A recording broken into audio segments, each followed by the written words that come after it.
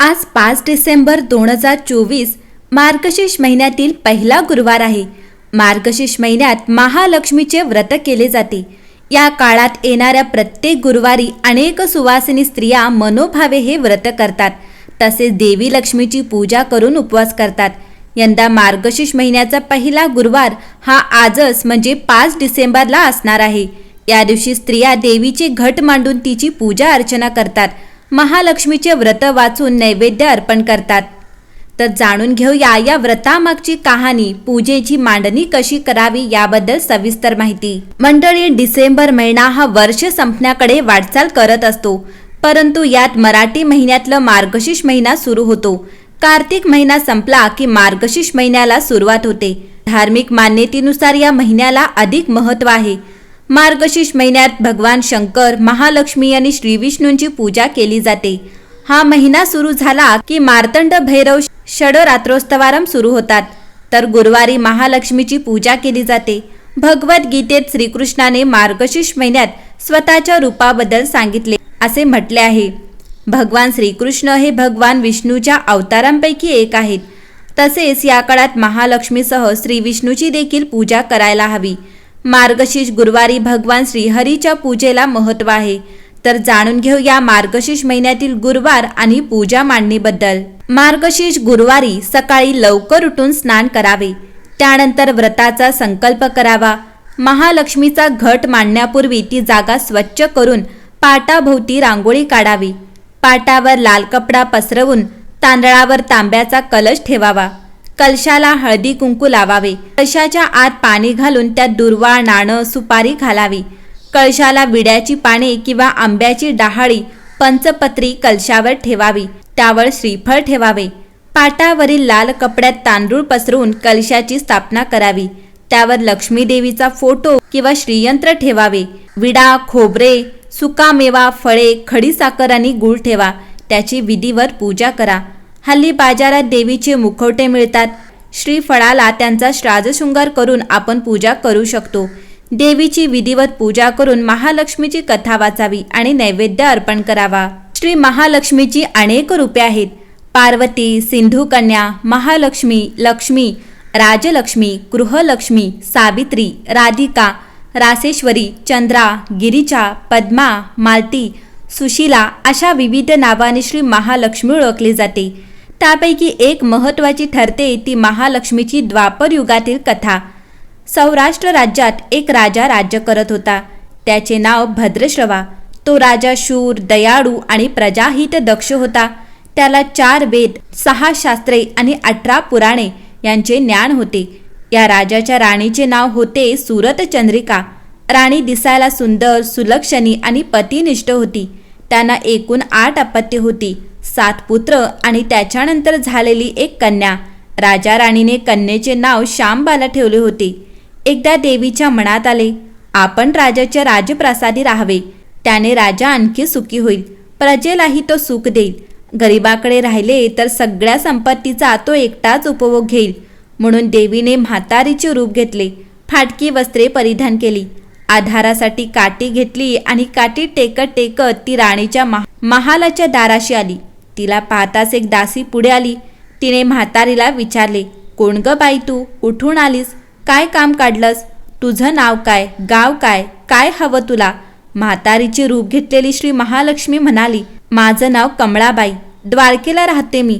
तुझ्या राणीला भेटायला आले. कुठे आहे ती? दासी म्हणाली, राणीसाहेब महालात आहेत. त्यांना सांगायला गेले तर त्या माझ्यावरच रागावतील. तुला त्या कशा भेटतील? तुझा अवतार पाहून तुला त्या हकलूनच देतील. तू इथेच थोडा वेळ थांब. म्हातारीला राग आला. ती संतापून म्हणाली, तुझी राणी गेल्या जन्मी एका वैश्याची पत्नी होती. तो वैश्य फार गरीब होता. त्यावरून त्या दोघांची नेहमी भांडणे होत. मग नवरात तिला खूप मारजूर करी. या त्रासाला कंटाळून एक दिवस ती घर सोडून गेली आणि जंगलात उपाशी तपाशी भटकू लागली. तिची ती अवस्था पाहून मला तिची दया आली. मी तिला ऐश्वर्य, सुख आणि संपत्ती देणाऱ्या श्री महालक्ष्मी व्रताची माहिती सांगितली. त्याप्रमाणे तिने ते व्रत केले. तिच्या व्रताने महालक्ष्मी प्रसन्न झाली. तिचे दारिद्र्य संपले. तिचे घर संपत्ती समृद्धीने भरले. तिच्या जीवनात आनंद भरला.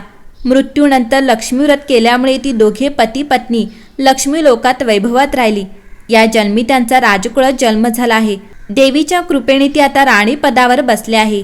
म्हातारीचे बोलणे ऐकून दासीच्या मनात जिज्ञासा उत्पन्न झाली. तिने म्हातारीला पाणी दिले, नमस्कार केला आणि म्हणाली, मला सांगाल हे व्रत, मी करीन ते नेमाने. म्हातारीने दासीला लक्ष्मीव्रताची माहिती सांगितली. ती उठली व काठी टेकीत निघणार तेवढ्यात राणी महालातून बाहेर आली.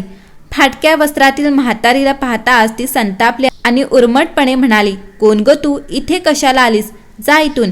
तिने पुढे होऊन म्हातारीला हकलून दिले. ती म्हणाली, प्रत्यक्ष महालक्ष्मीच होती, हे राणीला कळले नाही. राणीचा तो उर्मटपणा पाहून देवी महालक्ष्मीने तेथे न थांबता स्वस्थानी जाण्याचे ठरविले. राणीच्या महाल सोडून म्हातारी निघणार तोच एक मुलगी लगबगीने बाहेर आली. ती मुलगी होती राजकन्या शांबाला.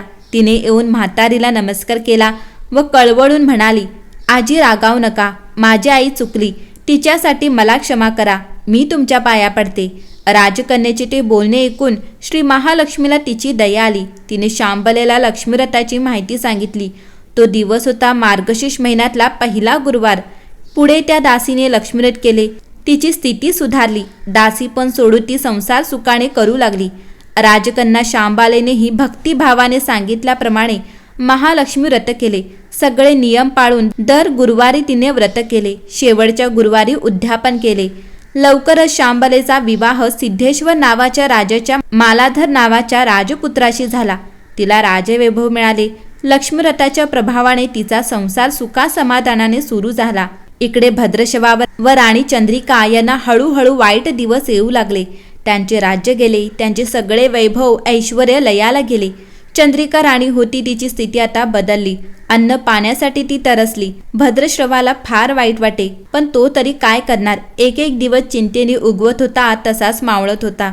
एक दिवस भद्रश्रवाला वाटले मुलीकडे जावे, तिला पाहावे आणि 4-8 दिवस तिच्याकडे राहावे. त्याप्रमाणे तो जावयाच्या राज्यात आला.